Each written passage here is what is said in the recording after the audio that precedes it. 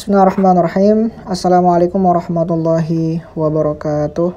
Alhamdulillahirabbil alamin wassalatu wassalamu ala asyrafil mursalin sayyidina Muhammadin wa ala alihi wa sahbihi ajma'in wa man sara ala nahjihi wa taba'a hudahu ila yaumiddin wa ba'du.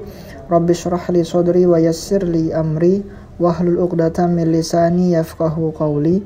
Subhanaka la ilma lana illa ma 'allamtana innaka antal alimul hakim. Al-Mabhasul Khamis As-Sunnatu fi Ahdil Khulafa'ir Rasyidin. Pembahasan kelima, sunnah pada masa Khulafa'ur Rasyidin. Kana Nabi sallallahu alaihi wasallam yu'allimu ashabahul kitaba wal hikmata wa yuzakkihim wa kanu sa'idina fi dinihim wa dunyahum. Nabi Muhammad mengajarkan para sahabatnya Al-Quran dan sunnah, mensucikan hati mereka dengan selalu memberikan nasihat kepada para sahabat dan lainnya. Kemudian para sahabat itu sangat berbahagia dengan agama dan juga dunia mereka karena mereka dekat dengan Nabi, dekat dengan Allah Subhanahu wa taala. Manhajul Khulafa'ur Rasyidin fi riwayatis sunnah. Metode Khulafa'ur Rasyidin dalam meriwayatkan sunnah. Pertama, amarahum bitaqlili minar riwayah. Mereka memerintahkan para sahabat untuk sedikit meriwayatkan sunnah. Wa kana sahabatu anfaqu minas sunnah. Para sahabat mengeluarkan sunnah, membacakan sunnah biqadri hasbi ma yu'inu lahum, seukuran apa yang menolong mereka min masailil fatwa wal qada, daripada permasalahan fatwa dan juga qada. Maksudnya menetapkan perkara qada. Jadi para sahabat itu para khulafaur rasyidin terkhususnya, beliau tuh nggak banyak membacakan hadis kepada orang.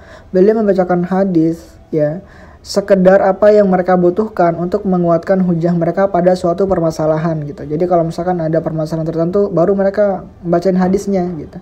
Bukan yang kayak para sahabat lain yang memang benar-benar menjadi guru para tabi'in atau sahabat lain gitu.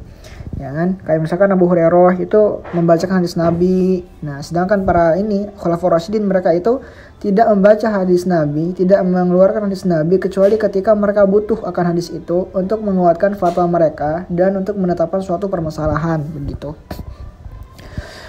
Itu sebabnya kenapa riwayatnya Abu Hurairah lebih banyak daripada riwayatnya Abu Bakar As-Siddiq, Umar bin Khattab, Utsman dan juga Ali gitu ya.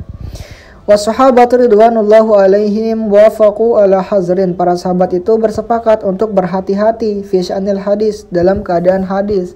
Fa aqallu min riwayah, maka mereka meminimalisir riwayat khasyatan, takut atau khawatir an yattakhidhal munafikin, itu akan dijadikan oleh orang munafik mutibatan, sebagai alasan yang baik li agradihim, bagi tujuan mereka al khabisah, yang buruk, wa ghairi dzalik. Itu sebabnya kenapa sedikit melakukan hadis.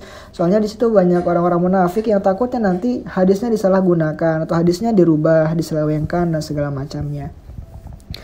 Wasara ala hadzal manhaji kasirun minas sahabah. Berjalan di atas manhaj ini banyak dari para sahabat. Yang pertama Abu Bakar As-Siddiq radhiyallahu anhu, Umar bin Khattab radhiyallahu anhu, Zubair bin Al-Awwam. Rawa Ibnu Abdul Bar anhu qol Amma inni lam ufariqin Nabiyya sallallahu alaihi wasallam walakin sami'tuhu yaqul man kadzaba alayya falyatabawwa maq'adahu minan nar. Atau man kadzaba, dalam riwayat lain, man kadzaba alayya muta'ammidan falyatabawwa maq'adahu minan nar.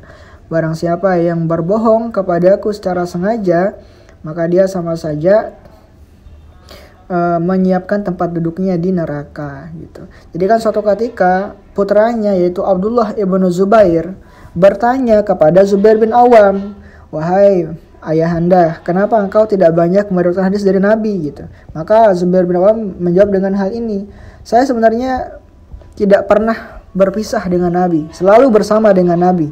Tapi kenapa saya nggak mau banyak membaca hadis? Karena saya mendengar Nabi bersabda, barang siapa yang berbohong atasku, berbohong, mengucapkan suatu kalimat, mengatasnamakan aku gitu ya, maka dia sama saja menyiapkan tempatnya di neraka." Dan beliau, Zubair bin Awam, itu takut nanti salah ngomong atau perkataan beliau lafaznya nggak sesuai dengan apa yang Nabi katakan, sehingga beliau jatuh dalam hadis tersebut gitu, dalam golongan orang yang berbohong mengatasnamakan Nabi. Maka beliau meminimalisir atau tidak terlalu banyak mengucapkan hadis gitu.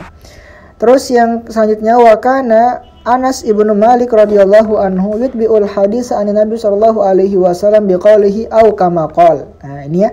Jadi beliau yaitu Anas bin Malik lah yang pertama kali ketika mengucapkan suatu hadis dan biar nggak jatuh dalam golongan orang-orang yang berbohong mengatasnamakan Nabi, beliau selalu mengatakan au kama qala sallallahu alaihi wasallam. Itu kan kalau misalkan kita agak lupa mengenai lafaz hadisnya, ya kita menggunakan lafaz yang lain tapi semakna, kita hendaknya di akhirnya mengatakan au kama qala sallallahu alaihi wasallam atau sebagaimana yang Nabi sabdakan gitu. Dan itu pertama kali amalnya Anas ibnu Malik.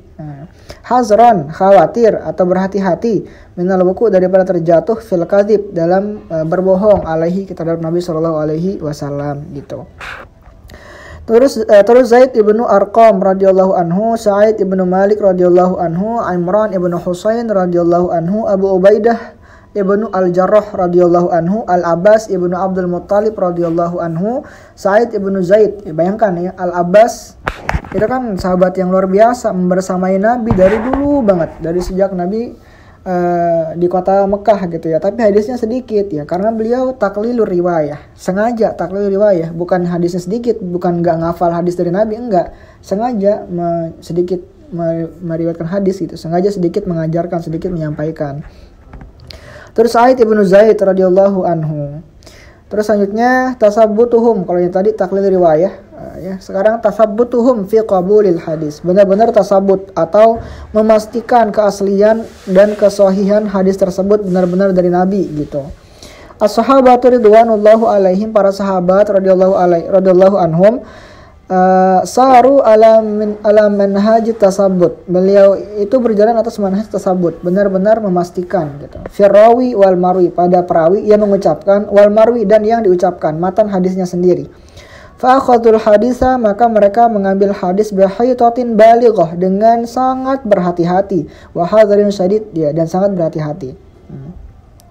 Jadi tidak sembarangan, maksudnya tidak semerta-merta ketika ada orang mengatakan ini hadis Nabi langsung percaya, enggak, dipastikan dulu benar enggak ya. Seperti dulu ketika Umar bin Khattab ya, ketika Umar bin Khattab itu memutuskan suatu perkara tentang aborsi. Nah, ada sahabat yang pada saat itu mengatakan hadis dan Umar tidak langsung percaya, beliau mengatakan, coba tolong panggil satu orang saksi yang menyaksikan hadis ini bersamamu. Maka dipanggillah pada saat itu Muhammad ibnu Maslamah tentang hadis aborsi tersebut. Dan banyak lagi yang lain contoh-contoh tasabutnya para sahabat, atau para sahabat memastikan terlebih dahulu, tidak menerima secara langsung itu merupakan hadis gitu. Man us-sahabah radhiyallahu ridwanullah alaihim lil muhadditsina min at-tahdits bima ya'lu ala azhanil ammah. Mereka para sahabat mencegah gitu ya, mencegah orang-orang yang membacakan hadis untuk menyampaikan hadis yang sangat tinggi mafhumnya, itu dicegah. Jadi jangan sampai mengucapkan suatu hadis yang sulit dipahami maknanya atau belum waktunya dipahami oleh orang awam. Nah, gitu. Jadi mukhatabatun nas ala qadri ukulihim. Jadi hadis yang disampaikan ke mereka itu adalah hadis yang sesuai, tidak yang terlalu sulit dipahami dan yang belum siap untuk mereka terima gitu. Di sini laqad kana min hadihi sallallahu alaihi wasallam, di antara petunjuknya Nabi sallallahu alaihi wasallam, annahu kana yahtassu bi naw'in minal ilm, beliau mengkhususkan salah satu jenis ilmu bi ba'da sahabihi, terhadap sebagian sahabatnya, man yara, di antara mereka yang Nabi lihat asarul nubuk, yang ada kayak istilahnya itu yang lebih tinggi IQ-nya gitu ya, asarul nubuk wal faham.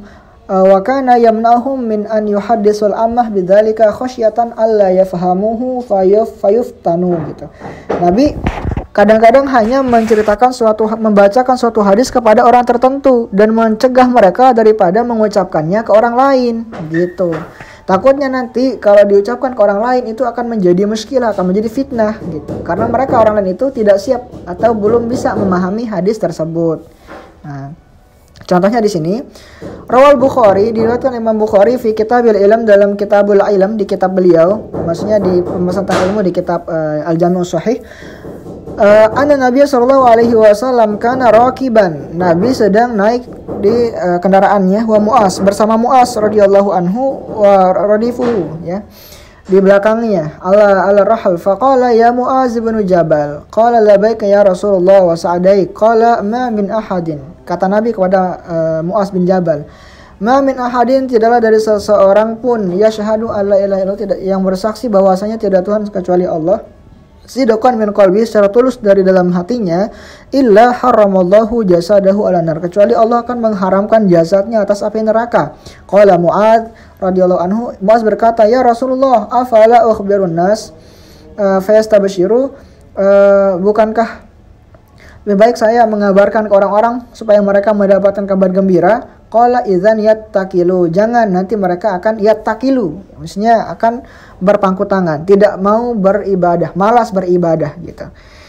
Akhbara bidzalika Mu'az, tapi akhirnya Mu'az mengabarkan tentang hadis ini radhiyallahu anhu inda mautihi, ketika beliau hendak meninggal, maksudnya ketika sakaratul maut beliau mengabarkan hadis ini, tajannuban, menjauhi ismi kitmanil ilm, menjauhi daripada dosa menyembunyikan ilmu gitu. Jadi kan ini hadis Nabi bilang atau Nabi sampaikan kepada Mu'adz bin Jabal, wahai Mu'adz bin Jabal, siapapun yang bersaksi tidak Tuhan kecuali Allah secara tulus dari hatinya, maka Allah akan mengharamkan jasadnya tersentuh oleh api neraka. Maka Mu'adz pun merasa senang dan Mu'adz merasa perlu untuk memberitahukan sahabat-sahabat yang lain, orang-orang yang lain. Maka Nabi mengatakan, izan yatakilu, jangan, nanti mereka jadi berpangku tangan, mereka jadi malas ibadah, nanti mereka akan beranggapan, ya saya beriman kepada Allah saja, saya nggak mau beribadah kayak gitu, ya. Maka Mu'adz pun tidak menceritakan hadis tersebut. Nah, tetapi akhirnya Mu'adz menceritakan hadis ini ketika beliau sakaratul maut, di detik sebelum beliau meninggal. Kenapa Mu'adz menceritakan hal tersebut? Karena beliau takut mendapatkan dosa menyembunyikan ilmu gitu. Wallahu a'lam bishawab. Oke, sekian untuk video kali ini. Kita akan lanjut di part selanjutnya. Wassalamualaikum warahmatullahi wabarakatuh.